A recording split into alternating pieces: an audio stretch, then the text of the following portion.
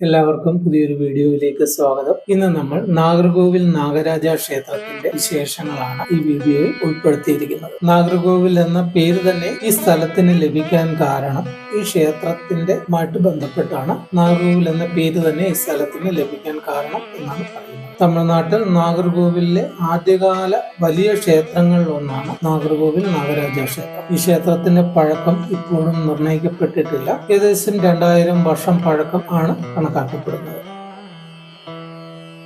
നാഗർകോവിൽ ടൗണിൽ നിന്നും ഏകദേശം 3 കിലോമീറ്റർ മാത്രമാണ് ഈ ക്ഷേത്രത്തിലേക്കുള്ള ദൂരം. നാഗർകോവിൽ കന്യാകുമാരി ജില്ലയുടെ ആസ്ഥാനമാണ്. നാഞ്ചിനാട് എന്ന അപരനാമത്തിലും പ്രശസ്തമാണ് ഈ സ്ഥലം.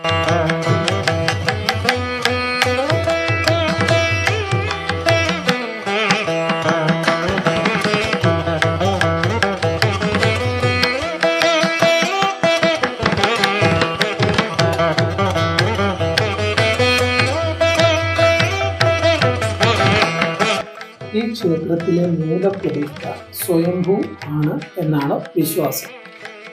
നേരത്തെ ക്ഷേത്രം ഇരുന്ന ഭാഗമൊക്കെ നിറയെ വയലുകളാൽ ചുറ്റപ്പെട്ട സ്ഥലങ്ങളായിരുന്നു. ഒരു ബുദ്ധ സന്യാസി ദേശാടനത്തിന് ഈ സ്ഥലത്ത് എത്തുകയും അദ്ദേഹം വയൽ മധ്യത്തിൽ സ്വയംഭൂവായ നാഗപ്രതിഷ്ഠ കാണാൻ ഇടയാകുകയും ചെയ്തു. അദ്ദേഹം പ്രതിഷ്ഠയ്ക്ക് മുകളിൽ ഓല കൊണ്ട് കൂരയുണ്ടാക്കി പൂജാതി കർമ്മങ്ങൾ നടത്തുകയും ചെയ്തു എന്നാണ് വിശ്വാസം. സ്വയംഭൂവായി വയലിലെ ജലത്തിൽ കാണപ്പെട്ട നാഗരാജ പ്രതിഷ്ഠയ്ക്ക് അടിയിൽ ഇന്നും വറ്റാത്ത നീരുറവ കാണപ്പെടുന്നു.